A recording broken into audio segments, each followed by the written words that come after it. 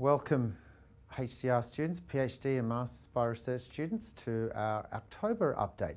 It's been a little while since we've had an update, so we've had a few things going on, symposia and so forth, but I wanted to just update you with a few small issues as we enter the last part of the year.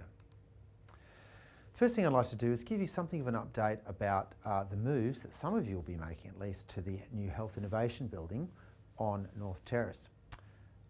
As you know, it's under construction and it seems to be roughly on target in terms of the anticipated timelines for moving in. Researchers, and that'll include HDR students who are based there in the Reed building, are still scheduled to move out of the Reed building and into the Health Innovation Building, if that's what your final destination is, in February 2018. For students who are moving from the Reed building into another building, that will also occur in February 2018, later in the month. Exact dates will be clarified in the coming weeks and months, but at this point, it looks like it will actually be occurring in February. As previously discussed with you all, there is a special scheme for students who will be adversely affected by the move over and above the normal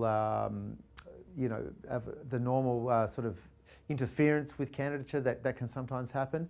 And our special scheme for applying for this special administrative leave with pay is still in place, but applications won't occur until the new year.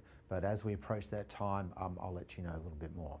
But at this point, it's still applications for that will occur in 2018.